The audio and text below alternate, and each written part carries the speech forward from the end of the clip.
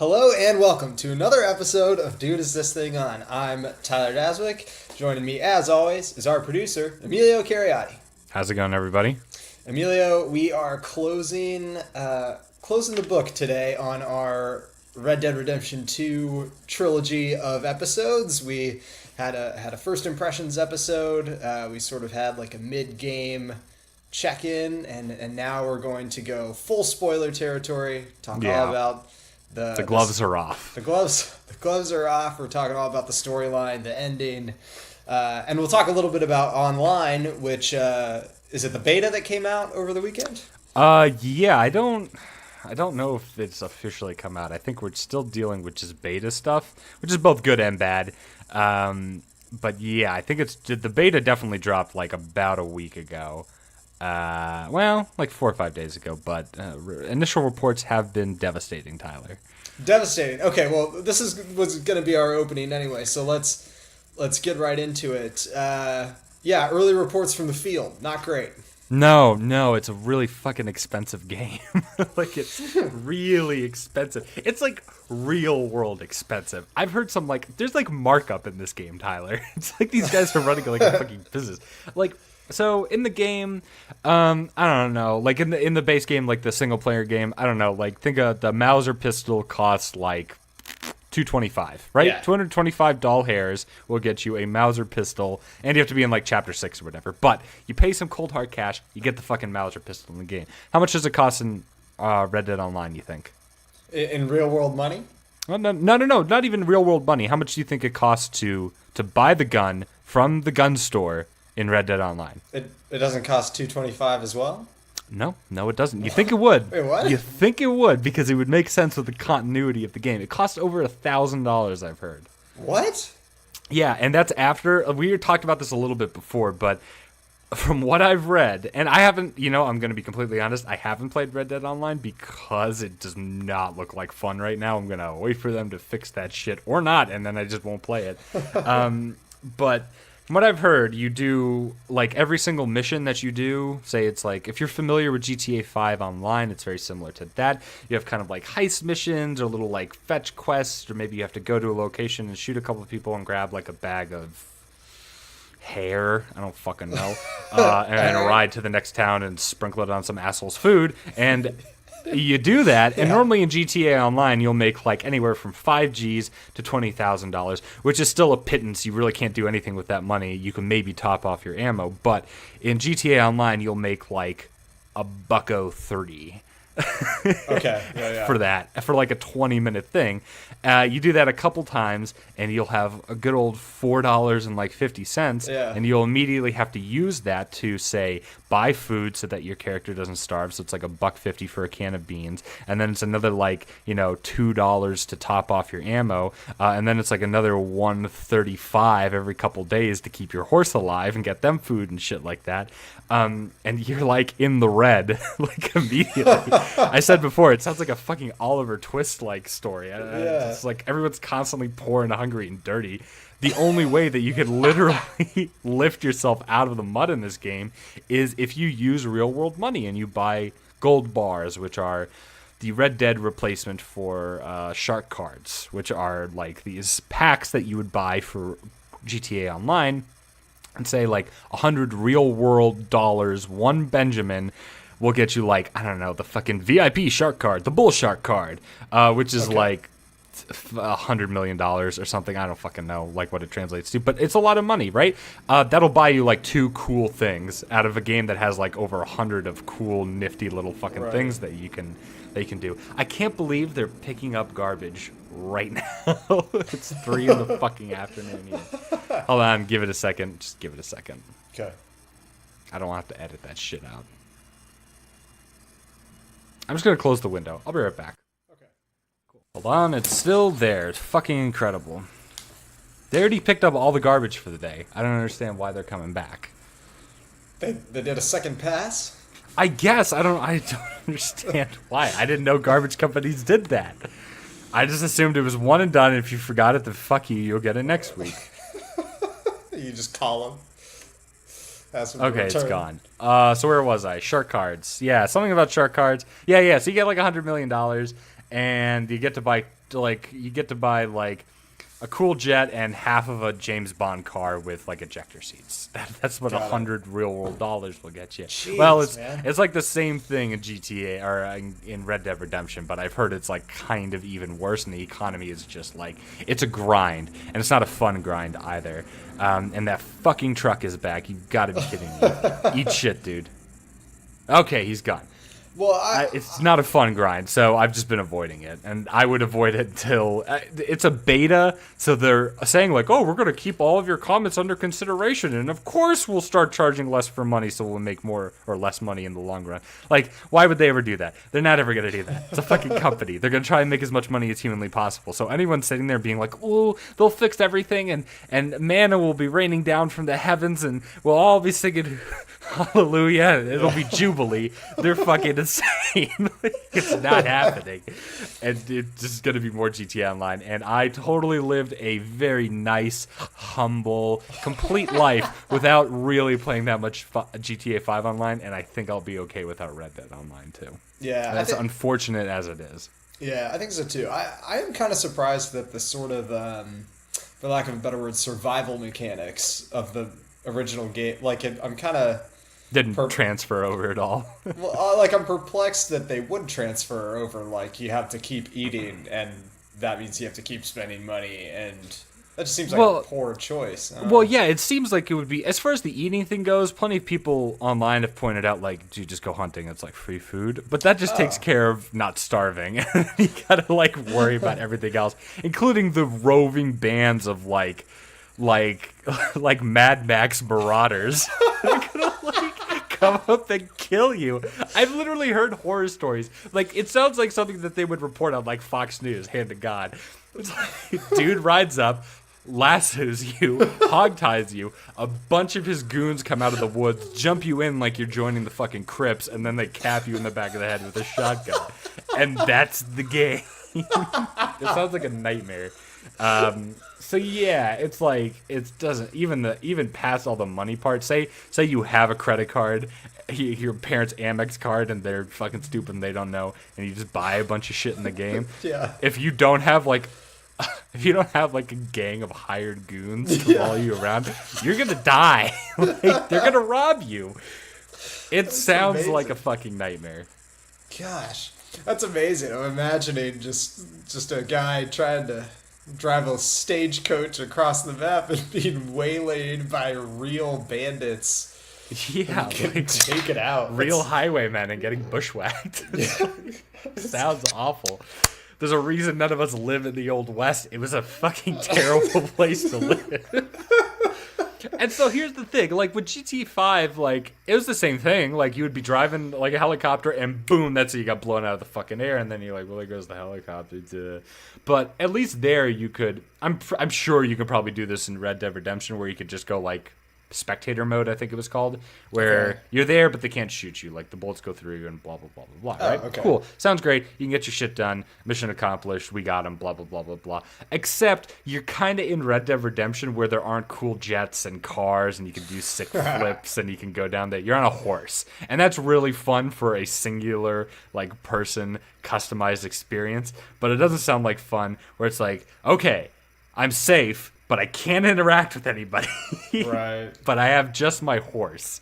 And it's like a slow horse because you just fucking started. It just doesn't sound like there's anything to kind of counteract how shitty everybody is in the game like there was with GTA 5 Online. So, yeah, that's a hard pass for me. I think I'll be okay not playing that. If they fix it, grand. Like, I'll check it out. But I'm okay. It sucks that I knew, and I'm not some fortune teller. I saw what they were doing with GTA 5 Online, and they made a killing on those cars. They made more off of the multiplayer than they did for the sales of the game. So why the fuck would they ever change that? Like, you pretty much just told them, like, this is broken, but that's okay, because we can, like, make cool videos and upload them to YouTube, and maybe I can become famous, but I haven't seen really too many videos coming out of the beta, just a couple of people fucking around with the lasso. Right. And that's about it, because I don't know how many cool jumps you can do with a horse. Right.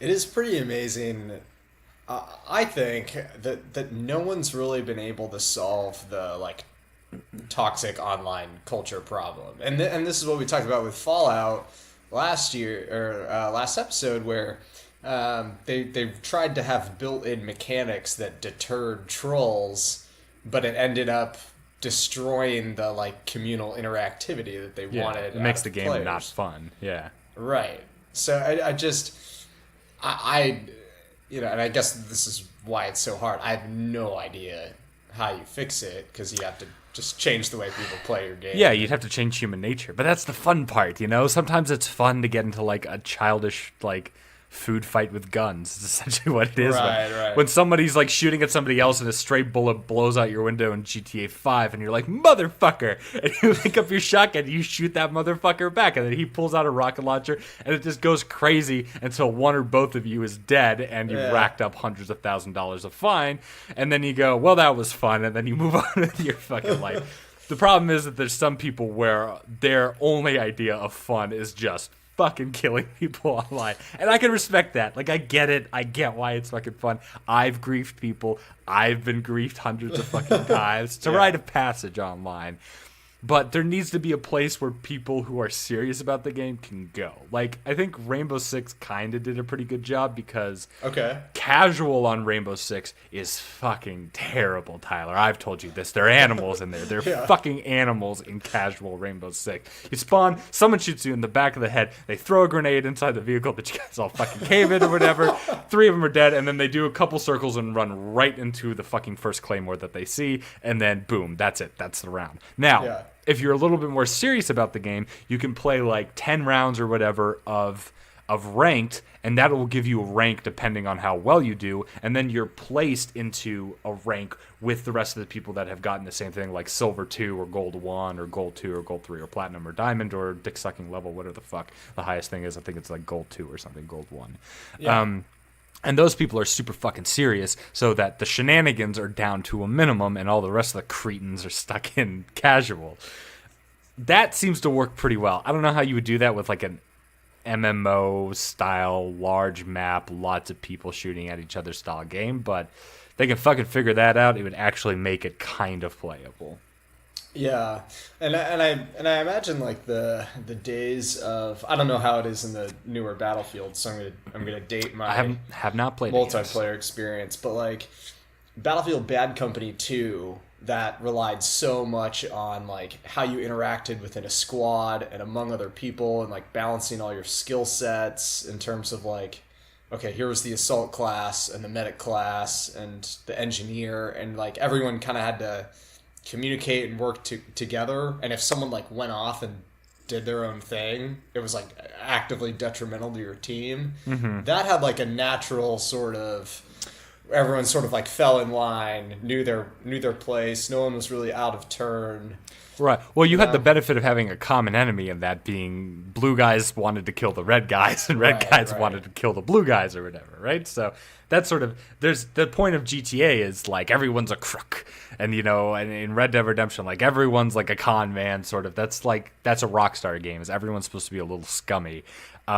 So you don't really have a common enemy unless you are beneficial, like unless you are gifted with a large group of friends that all have the same game and all have the same system and all want to play with you at the same time, which I find that harder and harder to do nowadays. When I was like in high school, fuck man, when the first GTA came out, we didn't put that down for like months. Like I played a bunch of Red Dead Redemption Online for the first Red Dead Redemption. Super fun. A lot of griefing. It happened, but it was fun to like shoot people from across the map with a sniper rifle and all that jazz. And I guess, I don't know, because I never played that game like alone. None of my friends are on Xbox at all. All of them are on fucking PC. Once they do cross-platform gaming, it'll be a fucking godsend. I'll have all my goddamn friends back. But like, if I jump on by myself, I'm dead. I use the analogy. It's like, if you jump on GTA, or fucking hell, Emilio, if you jump onto Red Dead Redemption 2 online by yourself, you might as well walk into like the nearest biker bar with nothing but a French maid dress and a feather duster and see how that goes for you. Yeah. Well, okay, so they're gonna like they're they are saying they're going to release like fixes and patches as this goes forward. Yeah. All right. Well, Yeah, they sure are, Tyler. So maybe, what's your question? So I don't know if I have a question. I guess I'm just trying to find a way, find a segue out of this. But I guess if it changes, we can circle back on it. But I don't know. Like I've been thinking about it, and I'm about to start my second playthrough of the story mode. And I mean, that'll, knowing my schedule of video games, that will take me probably through May or June, and it's December. Okay. So yeah, you're a slow boy. Yeah. So I don't know. I think it's not why I bought Red Dead 2, and no, same. Like it would have been gravy if it was really good. But I already bought the meat and potatoes of the game. So why don't we talk about that? Okay. Was that a good segue? That was great. Yeah, I did it. Good one. I sort of fucked it up a little bit by acknowledging it, but it was worth it. Nah, it was good, man. It was good. You did good, kid. I'm learning from the greats, Tyler. Okay. Red Dead 2's story mode. I've been through it once. You've been through it almost twice. Almost twice. I'm about to start Guarma. Okay. I've been actively avoiding it. Yeah, my impression is this when it's over, because when I was about halfway through, I think I was convinced that the game as a whole was a masterpiece. I think now it's not a perfect game. I think the story in the second half takes some dips, but I still maintain technologically and mechanically it's one of the best things I've ever played. Yeah, I would have given it masterpiece status had the story not really fucked itself for like, I don't know, 10 hours after you got back from Cuba. I completely agree with you. Technologically it's a brilliant fucking game, but we really need to delve into what happened with the story, because it was going great and then it wasn't. Yeah, I want to end on a high note, because I do think there are so many good things. True, yeah. I still love this game. Yeah, but let's get into like the big misstep of the story that's kind of like the most spoilery thing we can talk about. There's this middle chapter where you are shipwrecked on Cuba, and you are... Guarma, Tyler, come on. Oh, well, it's a fictitious island off the coast of Cuba. Oh, okay. It's their way of saying Cuba without saying Cuba. Okay. So you're shipwrecked on Guarma, and you're forced into kind of these like weird, contrived little like shootout situations where like the camp mechanic that you enjoy in the whole rest of the game is taken away. There's no like roam around and go wherever you want and do whatever you want. Like you're basically confined into this linear chapter that's really like pirate adjacent. It goes like... it's a shooting gallery. No, it is. It's just shooting missions for like a good 3 hours, but it's just like... the game goes from this really broad open world where you can explore any part of the map that you want. It doesn't matter. We'll get into that a little bit later, because it does matter. They kind of fudge the lines a little bit, and you don't find out until later like what they did. But for the most part, you can see the entirety of the fucking map, like from the get-go. There's no bullshit with GTA games where it's like, oh, well, this is blocked off until you get to level 30, blah, blah, blah, blah, blah. Right. They usually do. It's just boom, boom, you can get from one point to the fucking other. They immediately pigeonhole you onto this island that might be even smaller than the snow area, like at the very beginning of the game, where you were sort of just like learning to stand up and run by yourself like a fucking toddler. And you're right, like there's no hunting mechanic there. You have limited ammo. They give you like 2 rifles, and they're like, cool, you have like max ammo for these 2 rifles, and you run out of that, buddy, you're kind of fucked. You just need to pick it up as you go along. And it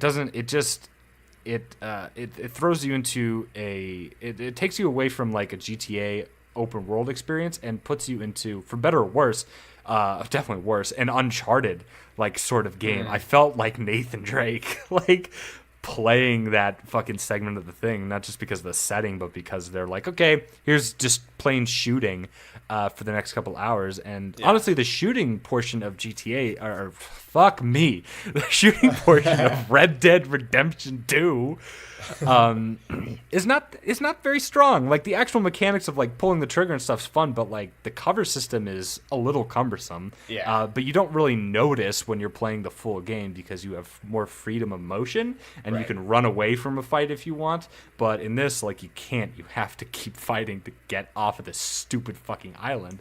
And you know what? Little tip, Rockstar. If I'm already about, say, 45 hours into a 60-hour game, don't just start introducing new characters that I don't care about. Not very smart. I don't give a shit about Baptiste or his struggle for liberation. I literally was like, I don't care, dude. I just want to get off this island. And I should not have been saying that my first playthrough through what was, up until that point, a very good game.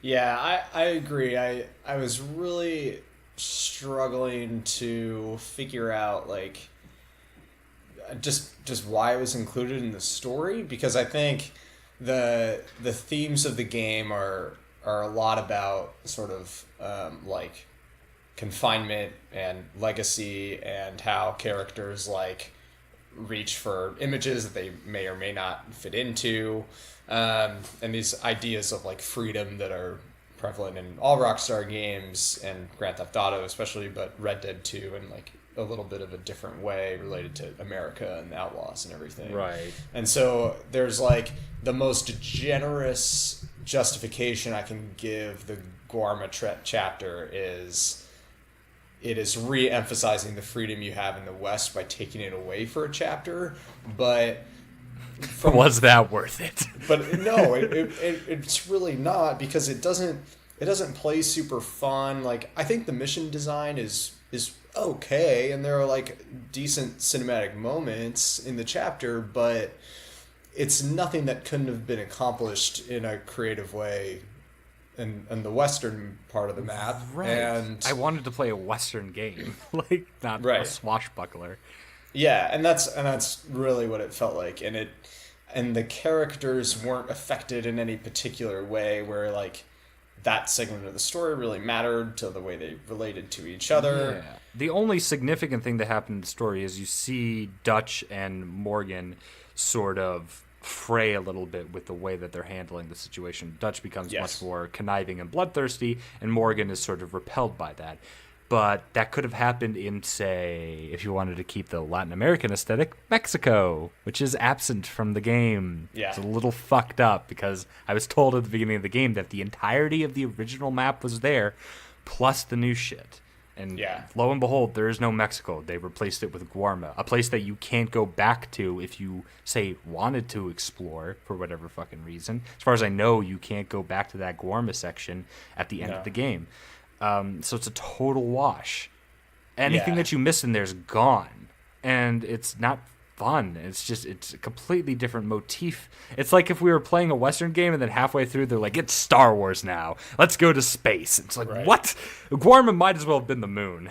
Like, as far as the story was concerned, they might as well have taken like a 1920s trip to the moon-esque adventure to go shoot Martians. Like, I don't know what the fuck they were thinking. I just, half of me was screaming like as they were like, as you were leaving Saint Denis and everything, and you're on the ship, I'm like, oh, this is it, baby. We're gonna wash up on the coast of Mexico, and we're gonna have to like fight our way back in the United States or something like that. Boom, Guarma. Like, Jesus, what a fucking opportunity missed there. Yeah, it's it just doesn't serve. It doesn't really serve a thematic purpose. It doesn't serve a story purpose. They couldn't have accomplished better elsewhere. And in terms of gameplay, it doesn't introduce a new element or a new mechanic or anything. It just literally doesn't give any value to you as the player, which is I was surprised with that coming from Rockstar. It just wasn't even it wasn't really particularly bold even to me. No, I don't. But that's the thing. Like, I think you're right. I think they were honestly trying to be like kind of cheeky about it, and like a wink, wink, nudge, nudge. Like, hey, your freedom's gone, and this is, things catch up to you in the game, and your actions have consequences, and blah blah blah blah blah. And I think a major like thing that they did, and I might be fucking reaching. My girlfriend actually pointed it out to me because it was like 3 a.m. when I got to Guarma, and I was like, oh, this motherfucker. And I was like, I should go to bed, but I'm just going to see how long it takes to blow through this section and just get back to Santini or whatever, right? Because I knew we couldn't have been on that island for too long. Yeah. They can't take us away from America for that fucking long, right? So I'm like, okay, let me just blow through this. So she's up, like, playing with me. I open up the map just to see where the fuck I'm supposed to go on this minuscule island, which only has, like, one, like, town that you can go to, and that's it, right? Uh-huh. The name of the town in Spanish is Agua Dulce, which is Sweetwater, which is the name of the fucking town from Westworld. There's a river that runs through the fucking map called the Blood Arroyo. Just another fucking thing for Westworld. And there's like 3 or 4 different like nods to Westworld, which there's no way it's coincidence. There's no fucking way it's coincidence. Right. And so I think they were trying to be cheeky with it and be like, haha, it's kind of like being on the Lost Island. And it's like, oh, fuck me. I don't want to be on this island anymore. Please get me off this thing as fast as humanly possible. I was hoping that by the time I got off the island, it was all some convoluted dream that I had while I was being thrashed around on that sinking ship. But nope, it was actually part of the game. So... yeah, the one thing it does give secondhand is the D'Angelo song after you finally get back to the mainland. Oh, yeah. You run back to camp. That's a cool moment. It was. It didn't make up for no. like what just happened before. No, you're right. An alternative where you wash up on Mexico, are kidnapped, and then have to fight your way back to the States. And then it uses the land in a way where like it expands the map because you have to like travel back to where you were and find your gang again. You could even introduce Mexico characters that you can go and interact with later. That seems like a huge missed opportunity. It's because like, so once you're done with the game, big shocker, you get an epilogue, which shouldn't be too surprising to anyone who played the first game, because you get a small one, but it is a very fulfilling, very gratifying epilogue in the original Red Dead Redemption. This one was a really good epilogue, but the actual finale of the finale was so lackluster that I was like, ugh, that fucking sucked. I don't know if you felt the same way, but eventually you track down Micah, obviously you know this, and it's a really fun fight up till you get to Micah, and then, look who it is, Dutch is back. I'm like, oh, motherfucker, why can't you just be somewhere else, dude? Like, I was so sick of Dutch's, like, bullshit by this point that I did not want to see him in the rest of the game. This fight, the last fight in the game, that was between me and the motherfucker who killed my last character, you know? And I was going to get my fucking vengeance, and they kind of took it away from you because Dutch is really the one who kills Micah, and you just sort of help a little bit. And so it was so unfulfilling for me that I was actually, like, kind of pissed. And so, once you get back from the island, it's just not a lot of fun for the next, like, 10 or 15 hours or so until you're just left as John Marston and you can go explore, like, Armadillo and that part of the map. And there's, from what I saw, because I played around with that for, like, a few hours before I was like, I'm bored, I'm going to go replay the game. There's not much to do out there. I'm sure there's some cool little secrets and shit like that, but as far as story goes, there's nothing holding that thing together. It's all just little pieces of scraps just kind of chunked onto the western part of the map. So I don't know. Right. It's very confusing. Yeah, I appreciate the second ending more than you, I think. I really like the first one. I think the final mission is really, really cool. Right. And was kind of worth like the long road to get there. Yes, I agree. The epilogue I felt was pretty lengthy, but again, I thought the final mission was cool. My takeaway was this, which is where I differ on you. I really loved that Dutch came back and appeared there because he is, aside from John Marston, I think one of the main bridges between the two games, and I think and I think he is really like, he's not the main character, but he's the second most important character in the sequel, and because your perception of him from the original game, they have the most. They play with all of your preconceptions and what you've built up about his character all throughout this game. And so he, to me, contained the most surprises and the most intrigue as a player and someone who interacted with him. Every time I went back to camp, if ever Dutch kind of said something, I'd go over and greet him just to see if there was some kind of interesting about it. Right. I thought he was a really, really good character. I went back and watched his death in Red Dead 1 a couple times. And so for him to appear and kill Micah, to me, complicated him in a cool way, because I think as it ends with Arthur's story, he basically becomes so paranoid and wary of everything that he ends on this like hard line of betrayal where it feels sort of irredeemable.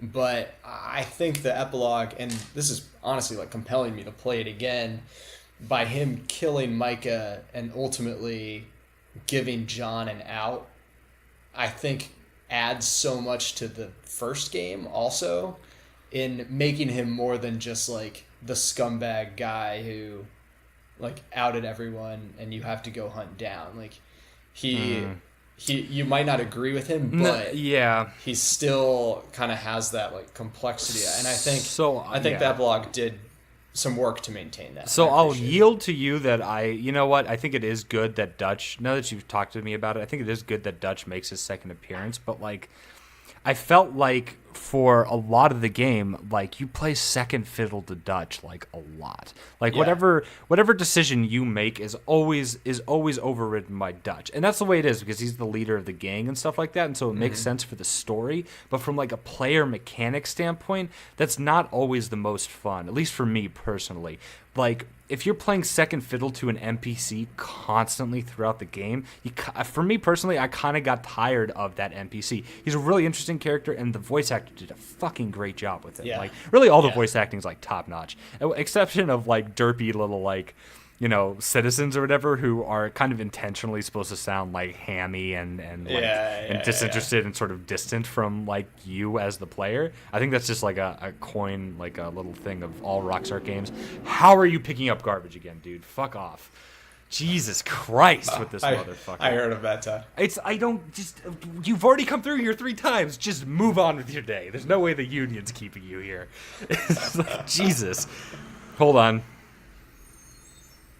I was in the middle of a great fucking point. God damn it, waste management. It's like shaking the blinds on my fucking window. Jeez. Mm-hmm. All right, he's far enough away. Fuck it. Like, if you're playing second fiddle to an NPC for that long, for me personally, it just got, like, tiresome. And so I'm glad that he showed up at the end, but I would have much preferred if I got the opportunity to fucking get my revenge. I didn't. Up until the end, I'm still playing second fiddle to this motherfucker, and he doesn't really get sympathy from me. Like, I'm like, good, I'm here, man. He can be just as effective as a closer if he just walks away. For once, if Dutch doesn't do something, then the game will be more fucking fun for me. But he doesn't. He pulls his gun and puts the fucking first shot in him, and then I finish him off, but it's never as satisfying as doing it like yourself. If he had just holstered his gun and looked at Micah, and without saying a word, walked away and said, fuck you, dude, like, I'm leaving you to the wolves. I'm the fucking wolf there, man. I get to eat that fucking deer. Mm-hmm. But Dutch kills him for me, man. It sucked. Like, that's my take from it, is like, I totally see where you're coming from, and I totally get it, but they really kind of just, like, pulled the tablecloth from under the dinner again. Like, literally the last mission, they couldn't let me have the amount of fun that I really wanted to have with the game. And that was really persistent throughout a lot of the game. There's a huge section of chapter, it's 3 or 4, I think it's 3, when you're in Rhodes, And you step into roads and you're like, wow, a new map to explore with my gun and my lasso and my knife and da-da-da-da-da. And oh, cool, I'm a marshal. I'm not allowed to pull my gun out here. I'm not allowed to pull my gun out here. And I'm not allowed to pull my gun out here. That's like the majority of this new portion of the map. There's literally, I'll be riding along and like hunting a deer and I'll pull my gun out. And then I'll go into a section and it's like, gun's gone. And I'm like, motherfucker. And the deer crosses a field. And I'm like, all right, I'm going to chase it. And I cross the field with the deer. I can pull my gun out again. Cool. Line up the shot. And I'm still moving. Oh, whoops. I just crossed into this guy's property. Can't pull my gun out here anymore. And it's like, it was like stifling. I don't understand that mechanic. Like, they gave you so much freedom, and during our first like check-in, I know I'm droning on here. Like, I fucking know. I'm sorry. No, it's cool. During our first check-in, like the first episode, it was like, wow, there's so much freedom. You can do whatever you want. And it's like, at face value, kind of, but as you delve more and more into the mechanics of the game, you are very, very limited by not necessarily the map or the mechanics or the economy or the characters or anything. You're hindered by the story. And the more I think about the story and the way it was written, the more I look at it, and I'm like, what the fuck were they thinking? Like, that was kind of not that great of a story. It had a very satisfying beginning, a super satisfying beginning. Yes. And I will say that last mission at the epilogue, with the exception of not being able to kill Micah, is the funnest mission in the entire game, in my personal opinion, or at least one of the. It's very cool. You feel, not to be a cliche, but you feel like a motherfucking cowboy. You feel like John Wayne. And in between that are these little dots of just inconsistencies which just spoil the story and make it from being a truly fantastic, great A++ 100% game. It's unfortunate. Yeah. I think a couple things. My direct response is I'm sort of curious on my second time, when I won't have to rush through playing it, if sort of the rhythms of the story, because after a while I was like, shoot, like I feel like I'm going to my fifth thing in a row, or like going to a place to shoot up some people and then the law will be after us and we'll get away, like. And I was like, oh, like I'm sure if I gave this time to breathe and was like coming up to the camp after like a big hunting mission or a treasure hunt or a couple stranger quests or whatever, then it was like, oh yeah, like this feels like a natural like next step for the gang and everything, and I'd kind of like give myself more variety. So that's something I'm curious about. But I definitely think that's how I feel. At least I don't want to delve too deep into it because I don't want to spoil your experience. But I definitely get that feeling too after like a long hunt. You come back and you throw the deer down at Pearson's thing, and Dutch is maybe like, hey, Aurthur, come over here. And you're like, fuck off, old man. You go like sleep, you wake up and shave, and then you go and talk to him. And so, it does feel a little bit more natural, like you're actually like part of this family. Cool. So, but the big thing that you raised for me that I think is going to be my lasting impression on the game is what you talk about is, I want to do this thing, but the game won't let me.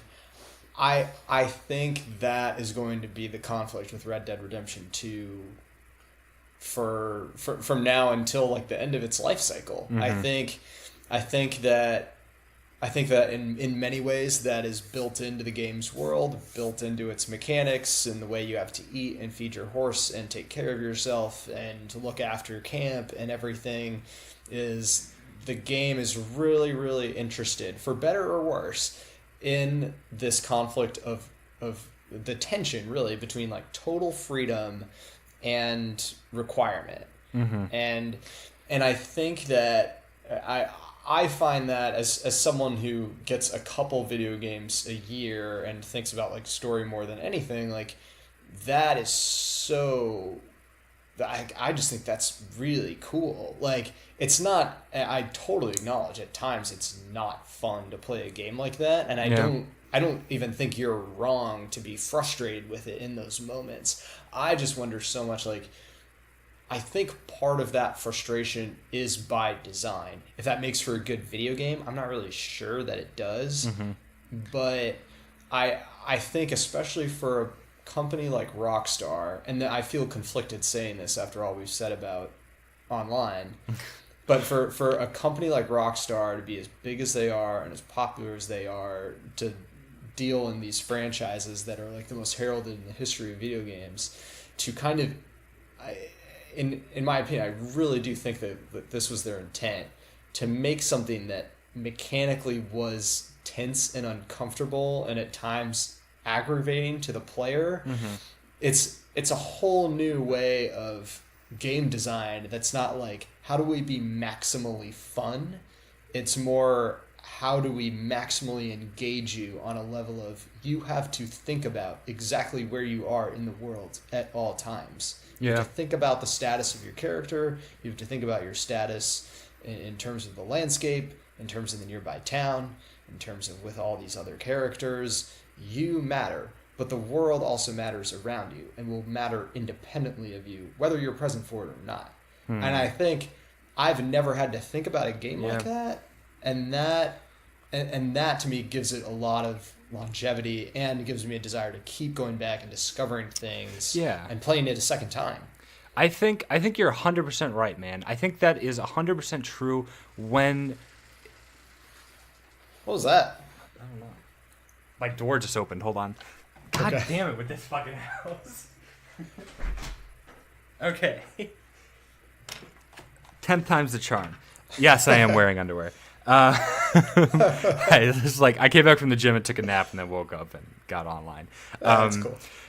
So I think you're 100% right, and that 100% works when it's like functioning properly in the game. But I want to throw you a scenario where I did exactly what you just described, man. I thought about my place in the world. I thought about the place that I was going on the map, and I prepared for it like a fucking Rocky movie. So nice. Okay. So if you know the town of Blackwater, right? It is very apparent from the beginning of the game that your name is Mud in Blackwater. You're not allowed to go to Blackwater. If you show up in Blackwater, there's trouble. Right? But it doesn't ever restrict you from actually crossing the river south and going to Blackwater. You could go to Blackwater if you wanted to. It's a fucking nightmare, and there's a bunch of guys with guns there, and the second you cross over into that red zone, they're on the hunt for you. But that's exciting, and I knew that was exciting. So, my second playthrough, I avoided going to Blackwater the entire western portion of the map because I didn't want to go there unnaturally. I waited for the game to matriculate that information out to me when it was okay to go to Blackwater,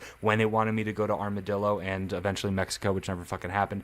But when it wanted me to go west. So for my entire playthrough, that entire bottom section of the map was grayed out for me. I never went there. By the time I was done with my first playthrough, I knew what was over there. I knew what to expect. So I was like, all right, cool. With that knowledge, I'm going to boot it up the second time. I'm going to build up my character a little bit, make sure that he's strong, make sure that I got a good fucking horse, Peppermint. I love Peppermint.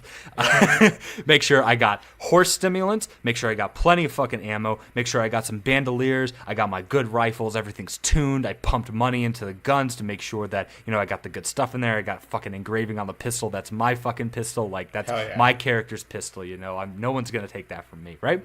I got my guns, everything that I need. My horse is all saddled up, and I'm like, all right, boys, let's ride. And I charge down south. And you cross the ford, and you get over into the red portion, and it's fun, man. There's bounty hunters after you, and you're just racing. You're going as fast as you fucking can, like Hidalgo, right? You're going down south. You keep going. Cool, there's McFarland's Ranch. Boom! Get hit in the fucking head by a sniper that's invisible in the game. Turns out, they don't want you to go that much further than McFarland's Ranch. You can't. Doesn't matter how fast you ride, doesn't matter how hard you shoot, doesn't matter how many horse stimulants you give to your horse, how well fed it is, how fast it is, doesn't fucking matter. You can't get past McFarland's Ranch. They bar you from doing it. That's not that fun to me. Like, you have to understand where I'm coming from there, where that seems malicious. That seems like they knew people would try, but for some reason, they didn't want you to see what was out west. But it doesn't matter what's out there. It doesn't affect the rest of the game if you can make it to Armadillo. Like, it doesn't. Because I could understand if the entire portion down there is blood red, and the second you cross that river, you're dead. You're dead, man. Your name is Mud. Like, there's bounty hunters after you, and you constantly have to outrun them. That's cool in my mind. What I was expecting to do was to just ride west until I hit the ocean and then fucking just hold out for as long as I could on the coast, right? Just like have a glorious like Butch Cassidy and the Sundance Kid-esque like ending to my fucking like story of going west. But it stopped me from doing it. Even though I was smart enough to plan, even though I tried really fucking hard and rode really fast and got the good guns, it kept me from doing it until you get to the epilogue. And that was what sort of defined all the errors that I saw. Once I saw that, everything else started popping up for me. Like, this is planned. It was sucked. It honestly sucked for me because the man behind the curtain was kind of revealed. And then I saw all the little inconsistencies with they're like, well, you have freedom, but not that much freedom. And I'm like, well, fucking why not, man? It's the West. Let me go. Yeah. Let me do this. Like, I can do it. Okay, if you're not ready to ride past McFarlane's ranch, then you get killed and you never make it. But if you're a smart enough player, you should be able to get down there. And that is my counter to that, where I totally get everything that you're saying, and I felt that my first playthrough, but then my second playthrough, it all came tumbling down for me, and now I'm kind of seeing the writing on the wall. Yeah, I think that's totally fair. So let me ask you this though, because this is kind of I just finished the game. Now I have John Marston, can go do whatever I want in theory, and so I don't. But honestly, like, I liked Aurthur Morgan a lot. Yeah. I think Aurthur Morgan is a great character. Yeah, and I learned to love the man. Yeah, and I really appreciated, and we might have mentioned this in our first episode about this game. I couldn't really figure him out, and I couldn't really figure out if he was like a blank slate or not.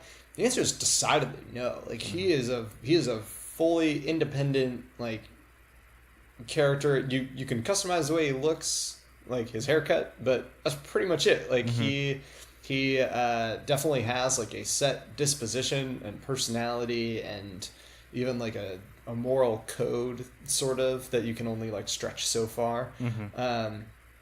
And I was like super attached to him by the end, and so I was just a little bit disappointed that there wasn't like okay, now you're Aurthur Morgan, go do whatever you want. And I was a little disappointed that was John Marston again. It felt like, I'm just now playing like Red Dead 1.5. Right. I think that's actually the point they wanted to try and make was here's a character that you know will be great in the future. You know he's going to be a good man. You know how the story's going to play out, but just enjoy him for now. It's not like Jack Marston. When you're done playing as John Marston, you got Jack Marston. A lot of people don't like Jack Marston. Whatever. He doesn't impact me one way or another.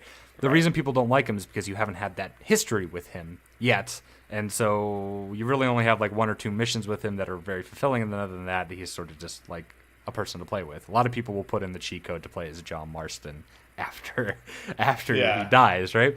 I think what they were trying to do was, here's John Marston. He hasn't had a great story yet, but he doesn't know that. You know that. You can see through the walls because we assume that you've played the first game. So you know this character. You know his moral compass and stuff like that. You know how he would react to certain situations. He's a decidedly more white knight to Aurthur Morgan's dark gray.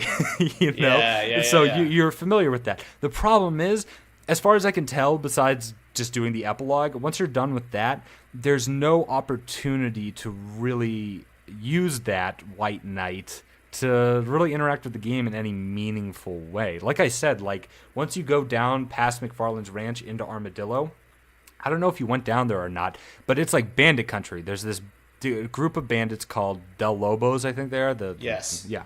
And, Armadillo's like on fire. There's just a bunch of dead bodies there, and there's like a plague running through it and stuff like that. I tried, and I'm sure there's some stupid fucking cave where you have to like skin a bear and do like a ho-ho come dance, and like 6 NPCs will pop up and give you some stupid mission or something like that, right?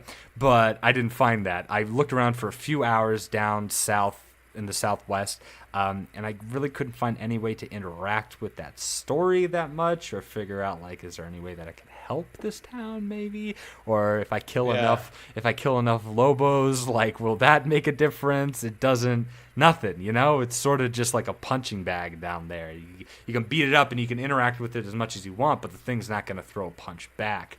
Okay. And I think what they wanted you to feel is, here's John Marston, you're familiar with this character, blah, blah, blah, blah, blah. It would have been more effective if they passed the epilogue. I know it's asking for a lot because there's already a 60-hour game. Like, it is asking for a lot. I get that. I know I'm being a little, like, about it.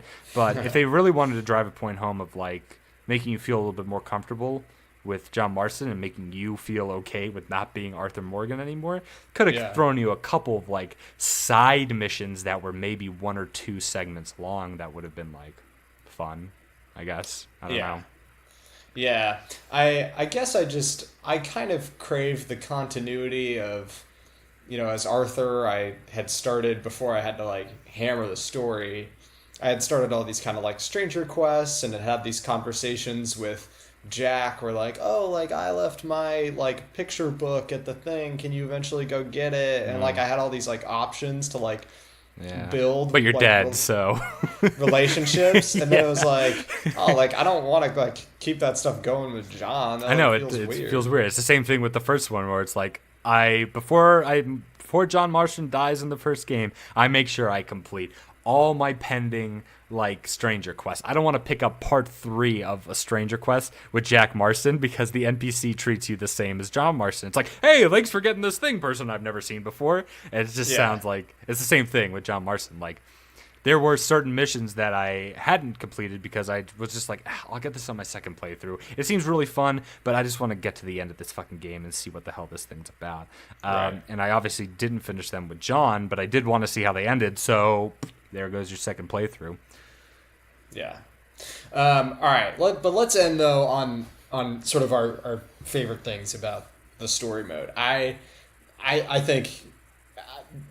think also my biggest takeaway from the game, the voice acting is the best I've ever heard. It's really good. Yeah. I think Dutch especially is just incredible. I think his performance is legitimately a performance, and it's like one that I actually think about, and I think it, like, colors the character with a lot of kind of, like, desperation and a little bit of crazy. And I think Aurthur Morgan's right up there with him, honestly. Aurthur Morgan was my favorite character. He was good. Just hearing him talk, because he's very just sarcastic, and he's a lot smarter than he lets on. He plays the big idiot because it's easier than being someone who understands what he's doing is very wrong, but chooses to fucking do it anyway. It's easier just to be like, duh, I don't understand.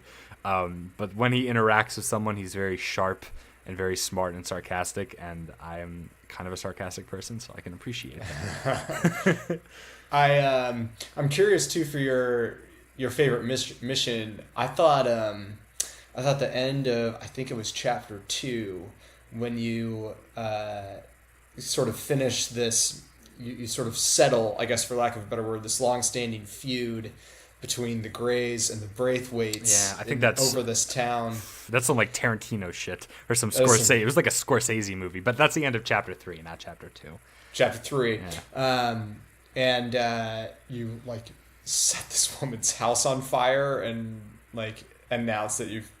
I can't remember. Did you, like, killed the rest of her family? Yeah, you kill everybody. There's actually a fun little thing that you can do if you go back to that burnt out house after you've completed that mission. Go back to the burnt out house and look around a little bit because there's some stuff there. I will say that mission is just as fun the second time, if not even more impactful, because I mean, at the beginning you knew this was like, okay, this is fucked up. Like, this is actually, like, it made me feel bad, but I killed every last one of those motherfuckers and didn't look back. Yeah. And in this game, I'm a little bit more, like, is trepidatious the right word? A little more like hesitant. But I still killed every last one of those motherfuckers, and I didn't look back. You are there to do a mission, and when you're done with it, you don't feel good, but the house is on fire, and I'm getting a beer. That's what it fucking feels like. It's dirty work, but it feels just as good doing it the second. Like, it feels just as, like, impactful on your soul doing it the second time. So I will agree, except for the epilogue. I mean, there's plenty of really great missions in there. I just really like the epilogue because of, like, one defining moment. Yeah. Okay. So break that down, because you told me there's one moment that I think is the best of the game. Just wait for it. It makes it all worth it. And it's when I was at, like, hour, like, 57. I was like, dude, when is this over? And man, that moment was incredible. Okay, right? So, okay, I was so happy when you texted me because I was teasing this for like a week, dude, where I was like, I don't want to give anything away, no spoilers, but on the very, very, very, very last mission, I didn't say anything about an epilogue. I was just like, when he gets to the last mission, you'll fucking know.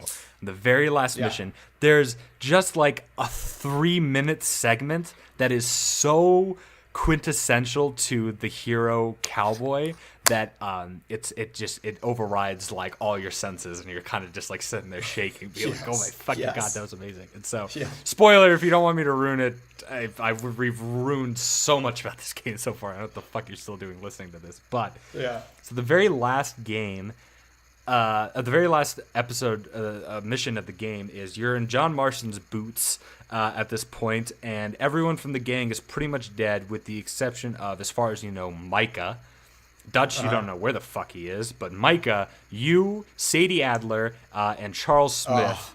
Another fucking awesome character. Charles Smith was a good character too. His voice actor was a little flat because whatever it is, whenever someone's like playing Native American, they always have to go like this, and I am the chief of Far Feather Village. And they do like that really stereotypical, like kind of offensive Native American voice. But whatever, like, he's still a cool character. In any case, the only survivors are you, Sadie Adler, and Charles Smith, and you've teamed up to hunt down Micah way up in the fucking mountains where he's hiding out. It's going to be dangerous, and your wife's begging you not to go, but gosh darn it, you got to pick up your gun and get to it, Annie.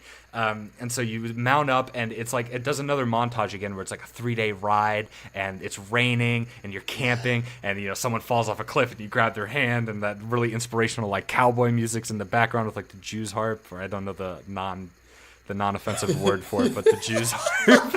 I only know it as that. I'm sorry. I'm only a man. the little like twangy doing like harp thing and like a harmonica. That's like playing in the background, and you're camping out, and it's really cool. And finally you get there and you dismount, and Charles Smith gets hit by a sniper, but you fight your way up there, and Sadie Adler is valiantly like trying to defend you, and a goon just comes out of nowhere and puts this big motherfucking knife into her stomach.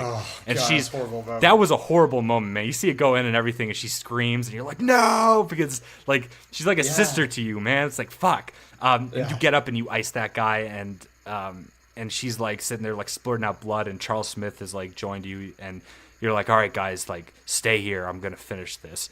And like you grab your rifle and you rack a fucking round into it, and you just start walking, and you start walking up this hill, and these three, it's so amazing. Like these three figures like come up over the other side of the hill, and I was ready to just start like shooting them, but the game kind of slows you down a little bit. And if you just take your time and take note from the game and go, okay, I'm gonna see what these guys have to say, because they're lined up, all three of them, straight in front of you, and they don't have their guns out, but they got their hands like on their hips, and they look at you, and God, I forget exactly what they say, but they look at you and they're like, so it's just you, huh? And then you take a second and you're like, yeah, just me. And you can draw any way you want. You can use Deadeye. I just drew like without Deadeye. I was like, I'm going to fucking ice these guys myself. You hit left trigger, right trigger, pull out the fucking gun, ice the guy in the middle, ice the guy on the left, ice the guy on the right. 6 shots. I kill all 3 of them. And you do like I like holstered up my weapon or whatever afterwards, and the music starts chiming in, and the original theme from Red Dead Redemption comes in. And it all kicks off. As soon as those 3 bodies like hit the floor and you reload, you start hearing people like screaming over the hill, and there's bullets whizzing and everything like that. And because you're up in the mountains, they did such a great job with the sound up there. Like you pull out your rifle and you take a shot, and you see the guy fall off the cliff like 100 yards away into the snow, and you hear like the little like thud of him hitting like 3 or 4 feet of snow, and then you hear that like report of the rifle just going like through the mountains, and that just keeps happening for like 3 or 4 minutes as you fight your way over to Micah, and it was really fucking cool. That was like I literally like, oh god, it was amazing. I replayed that mission like 2 or 3 times because at the very end you have a chance to like be like, replay this mission, fuck yeah. Like I did that like 3 or 4 times just to see that moment. It's really good. It's another testament to their use of music. The way they bring back the original theme. There's another great moment in the epilogue where I had a little like fuck yeah moment where you finally leave the ranch as John Marston, and he puts on his old duds for the first time. It's like, oh shit, like. And that like twang comes in. Yeah. From the original game. Did you like the part where one of my favorite missions in the entire game is building your house? Really fun. It's got like a Woody Nelson like song playing in the background, and I'm sitting there and I'm like hitting the A button, like hammering nails away like a big doofus. I felt like one of the fucking dwarves from Snow White. I was just like bobbing my head back and forth as I was building like my family home, and it's such like an innocuous, like innocent, childish sort of like mini game that you have in the middle of the story, but it was such a breath of fresh air, especially after coming off of like Arthur Morgan's death. Just having a couple like really just wholesome missions where you're like, I'm gonna start a ranch and build a house, and it's like, yeah, I need this right now.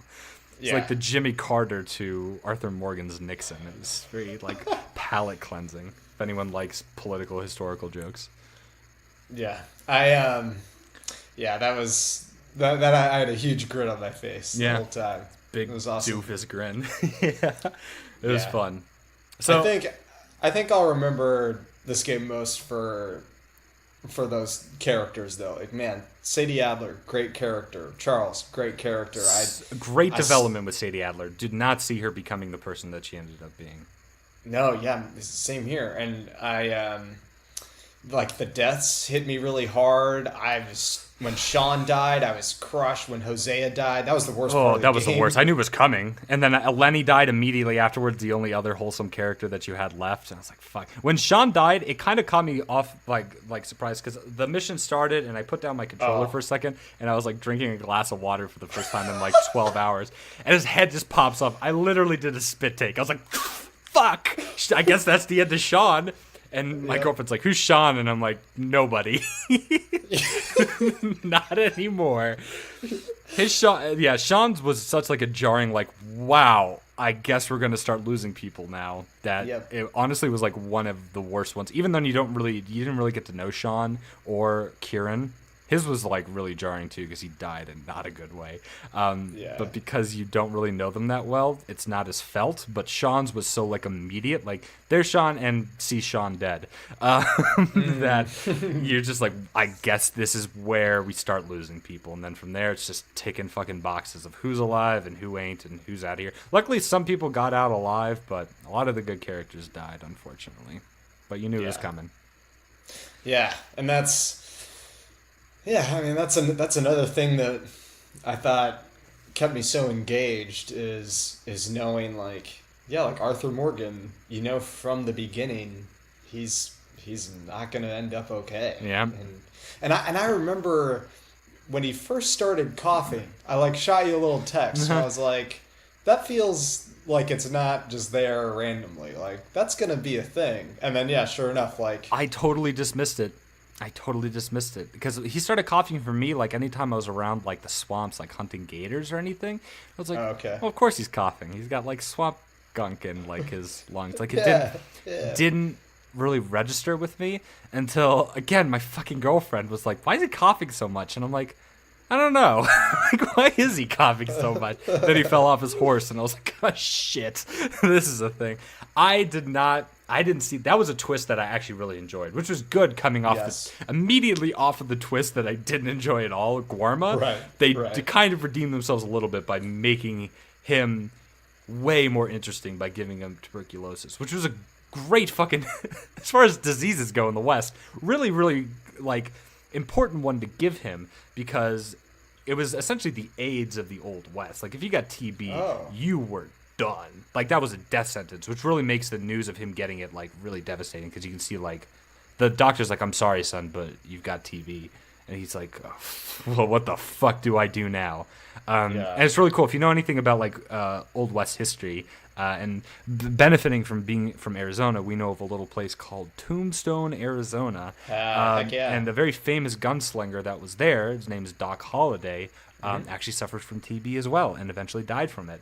And so that made kind of that connection to the West a little bit more real. It would have been such a cop-out if they just gave him some, like, unnamed disease or something like that, or give him something else. Something about just getting TB was very, like, grounding. And you were like, okay, it's 1899, I have a disease that is going to kill me, and it's not a fun death. It's a very progressive, until you're pretty much just, like, hacking up blood, and then you'll just die. The only really good way to treat it is to not do anything and move out west, which for this gang seems to be impossible. So they just keep getting pushed further and further east, which makes his disease much more aggressive. Yeah, and I enjoyed that they swerved away from the Blaze of Glory style death that you have in Red Dead 1. Yeah, cool. It's a very sad death for a very sad character who just, the point of the death, the sickness is, okay, you only have so much time left. What are you going to do with it? Because you can be a fucking prick and you can go straight negative. You can go all the way down to the red on your little, like, prickometer. I, being the good person that I am, went all the way like Paragon, and I think it makes for a better story if you do it that way. But it leaves it up to you, and you can. The death is supposed to be not a blaze of glory, although there are a few moments in his ending where you can choose to not help John and go back for the money. But, like, because people had been talking about the money for so long in this game, when it gave me the option, like, oh, do you want to help John? Do you want to go back? No, I don't want to fucking go back for the money. And I hit the no, I don't want to fucking go back for the money. And I was very surprised when Aurthur Morgan was like, hell, fuck the money. And I was like, good, man, that's exactly how I fucking feel about it. You nailed my feelings about it exactly. I'm very excited. I probably won't keep the mission that way. I'll go back and replay it. But next time I hit that mission, I'm going to go back for the money and just see, like, what happens. And then I'll replay the mission and do it the right way because I'm weird OCD like that. No, I'm totally the same. Yeah. I'll definitely kill that shopkeeper, but I'll do a quick save before just to see. But I thought, his death was very melancholy.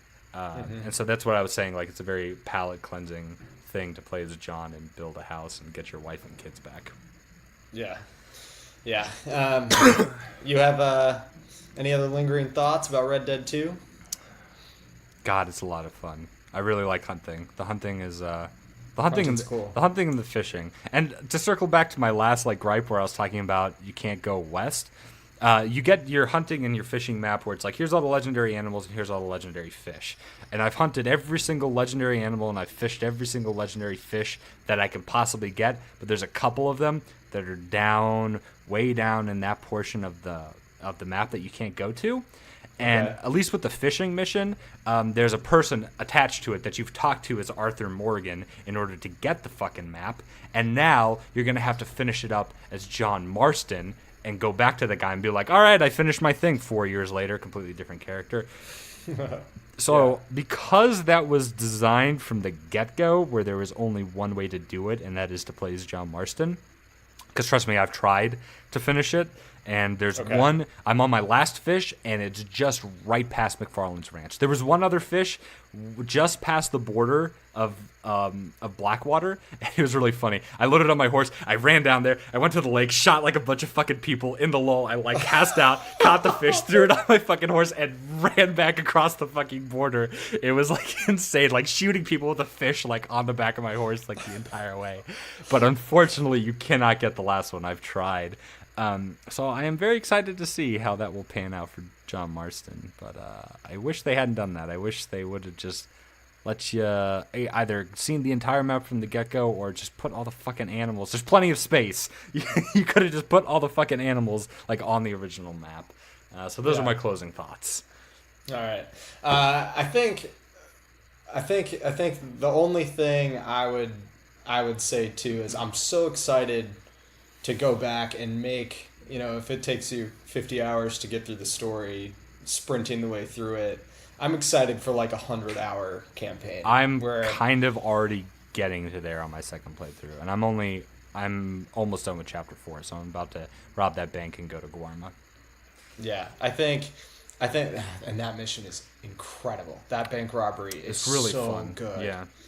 I'm just, because the more you play around, the more you talk to everyone at camp, the more you give back to the camp, the more you go hunting, the more you go play cards, the more rich everything will feel, and that will give the story that I rushed through for the back half so much more meaning. So I'm pumped for that. Well, I think you'll be pleasantly surprised. So. Cool. Well, that will do it on our 3-part discussion on Red Dead Redemption 2. Going forward, not sure we're going to have the rest of this year. We might do some best of 2018. That'll probably be it. Like, I don't know how busy you are for like next week, but by the end of December, we're going to have like our looking back like moments of our first year podcasting. It's been almost an entire year. Yeah, it's interesting. Oof. Yeah, we have nothing to show for it, but it was a lot of fun. It was a lot of fun. All right, man. That'll do it for this episode. If people want to find the pod, should they ever stumble across it? Well, sometime. You can still stumble across it on YouTube and Facebook. Dude, is this thing on, or Ditto for either one of those. And we are making our way. I'm sort of holding up the process now, but we are making our way to iTunes. I'm going to work on the last couple episodes and finish them up and upload everything. So that'll be all squared away in the next like 4 or 5 days. Cool. And in the meantime, y'all can follow me on Twitter at Tyler Daswick, or read my culture writing, including one of the longest web features I wrote this year on Red Dead Redemption 2. It was a doozy, yeah. yeah. But I was super proud of that, actually. No, it was good, man. It's probably the best thing you wrote all year. Thanks. You're welcome. Thanks. That's at relevantmagazine.com. But thanks so much for listening to this episode of Dude, Is This Thing On? We'll see you guys next time. See you guys. Oof.